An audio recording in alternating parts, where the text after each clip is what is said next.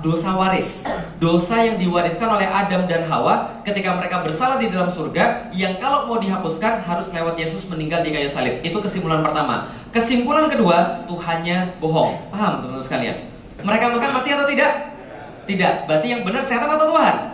Pas saya ceritain ini, alhamdulillah ada satu keluarga masuk Islam. Alhamdulillah. Karena apa? Mereka bilang, iya juga ya, kenapa setan yang benar bukan Tuhan ya?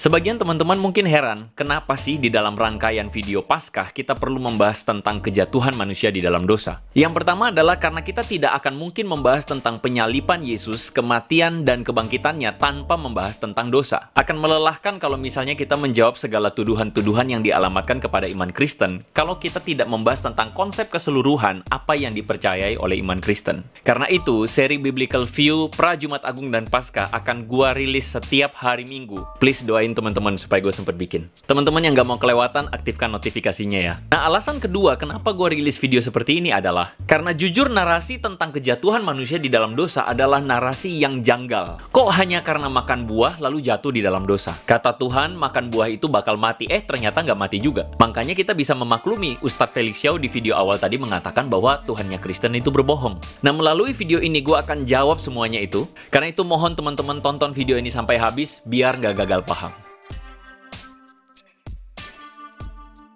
Nah, narasi dari kejadian itu unik, teman-teman. Nah, kalau hari ini sejarah buat kita itu menceritakan tentang data yang presisi. Misalnya hari, tanggal, tokoh sejarahnya seperti apa. Nah, sastra yang digunakan sangat beda banget dengan kejadian pasal 1-3. Cara kita membaca kejadian pasal 1 sampai pasal 3 adalah dengan lebih mengutamakan tentang makna yang ada di balik tulisan tersebut. Karena memang penulis ingin menceritakan kepada kita tentang makna, bukan tentang detail sejarah.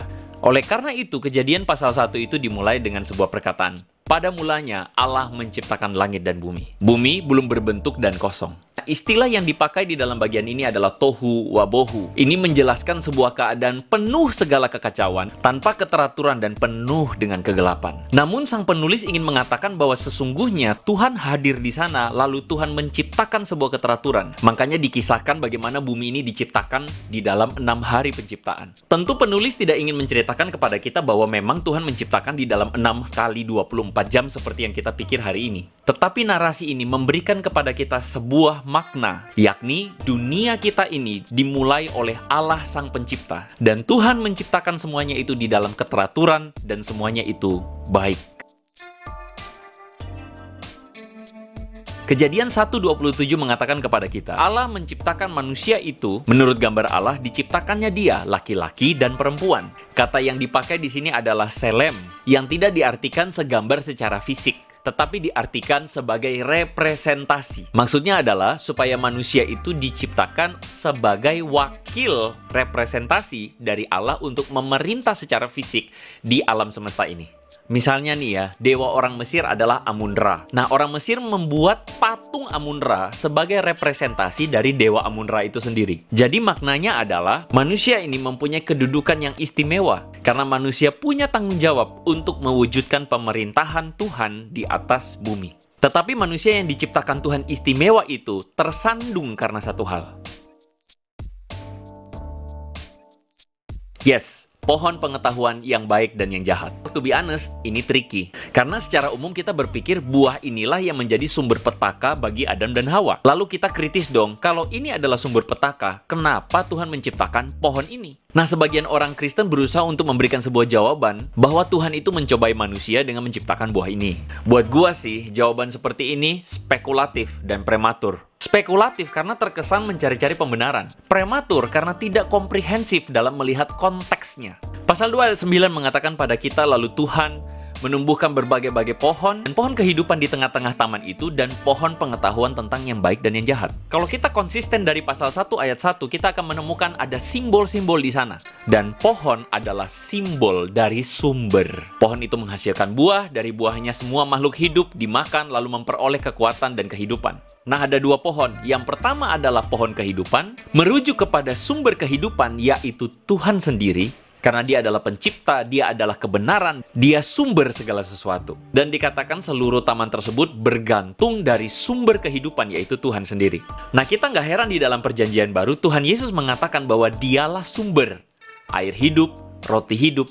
Teman-teman perhatikan, penuh dengan kata hidup di sana. Nah, di sisi yang berlawanan, pohon pengetahuan yang baik dan yang jahat adalah oposisi dari kehidupan, yaitu kematian. Yakni memberikan sebuah pengetahuan yang independen pada manusia tentang apa yang baik dan yang jahat untuk diri manusia itu sendiri. Kita ulang ya, definisi kehidupan adalah selaras dengan Tuhan sebagai sumber pencipta. Jadi dikatakan manusia itu memiliki hidup kalau dia menuruti apa yang baik dan yang jahat menurut definisinya Tuhan. Sedangkan pohon pengetahuan yang baik dan yang jahat ini adalah simbol dari independensi manusia terlepas dari Allah. Nah, makanya dikatakan ketika manusia memakan buah itu, Tuhan bilang, engkau mati. Orang non-Kristen biasanya menuduh bahwa di sini Tuhan bohong. Nah, kita mengertinya dari konteksnya sekali lagi. Simbol. Tuhan bilang ketika engkau memakannya, maka engkau mati. Di pasal yang ketiga, iblis memberikan statement oposisi dari apa yang Tuhan katakan. Kata ular, sekali-kali engkau tidak akan mati. Tetapi Allah mengetahui bahwa pada waktu kamu memakannya, matamu akan terbuka. Kamu akan menjadi seperti Allah, tahu tentang yang baik dan yang jahat. Dia menawarkan sebuah keadaan di mana engkau akan menjadi sama seperti Allah, tahu tentang yang baik dan yang jahat. Jujur ya, istilah tentang tahu yang baik dan yang jahat itu kelihatannya nggak ada salahnya. Nah, cuman nih masalahnya adalah makna dari istilah itu tidak sesederhana hanya tahu yang baik dan yang jahat. Nah, jadi makna sesungguhnya dari perkataan iblis tersebut bisa diparafrasekan kayak begini. Waktu kamu memakannya, maka kamu akan menjadi seperti Allah. Kamu bisa memilih apa yang baik dan yang jahat untuk dirimu sendiri. Jadi begini ya teman-teman, makan buah itu adalah sebuah simbol di mana manusia menolak apa yang menjadi definisi dari Allah, yaitu buah ini adalah sesuatu yang jahat. Dengan makan buah yang jahat ini, manusia seakan-akan ingin mengatakan buah ini baik untuk saya. Dan dengan kata lain, manusia menolak definisi Allah dan manusia ingin menjadi Tuhan untuk dirinya sendiri dengan menentukan apa yang baik dan yang jahat untuknya. Ini adalah pemberontakan terhadap Allah. Manusia yang seharusnya menjadi representasi Allah kini menjadi oposisi terhadap Allah. Itulah sebabnya kenapa Tuhan katakan pada hari engkau memakannya, maka engkau mati. Makanya konsekuensi dari manusia yang makan buah pengetahuan yang baik dan yang jahat, pemberontakan ini adalah manusia diusir dari Taman Eden, memberikan sebuah simbol bahwa manusia itu terputus relasinya dari Allah. Jadi kisah Adam yang memakan buah pengetahuan yang baik dan yang jahat lalu kemudian terusir, terputus relasinya dari Allah adalah kisah yang ingin menunjukkan asal-usul dari manusia yang berdosa. Manusia sejak masa lampau, masa kini hingga masa depan mempunyai satu masalah yang sama, yaitu dosa, pemberontakan terhadap Allah. Semua permasalahan manusia kalau kita tarik intinya sama, dosa. Di dalam Roma 3 ayat 23 Paulus mengatakan, karena semua orang telah berbuat dosa dan telah kehilangan kemuliaan Allah. Ini adalah deskripsi yang tepat menggambarkan kejadian pasal 3 ketika manusia jatuh dalam dosa. Nah, ini berbeda banget dengan agama lain yang hanya mengajarkan dosa itu hanya sekadar perbuatan jahat. Ajaran Kristen tidak sesederhana melihat dosa sebagai perbuatan tercela aja. Dosa ini adalah natur manusia dan manusia by default adalah berdosa. Ini yang disebut dosa turunan. So, dari kisah ini kita bisa melihat bahwa sesungguhnya manusialah yang memilih untuk memberontak dan meninggalkan Allah. Tetapi syukur pada Allah, Alkitab menjelaskan kepada kita bahwa Allah tidak berhenti di sana. Kejadian pasal 3 ayat 9 menjelaskan kepada kita bahwa Allah lah yang mencari manusia yang bersembunyi. Ketika Tuhan mengatakan, Adam, di manakah engkau? Pertanyaan ini adalah sebuah pertanyaan retorika penuh kasih dari Allah. Manusia yang selayaknya mendapatkan murka Allah langsung dibinasakan. Tetapi pada faktanya justru Allah memberikan anugerah dan kasih karunia. Itulah sebabnya Yesus pernah berkata, bukan orang sehat yang membutuhkan tabib. Aku datang untuk memanggil orang berdosa supaya mereka bertobat. So, di dalam seri Biblical View berikutnya, gue akan membahas tentang perjanjian Allah. Doakan dan nantikan jadwal rilisnya. Dan semoga kita mempunyai konsep yang lebih benar dan menyeluruh tentang apa yang dikatakan Tuhan melalui firman-Nya. Dan kita menjadi manusia yang kembali di dalam desainnya Tuhan untuk mengasihi Dia. So, make it simple, make it meaningful. May God bless you.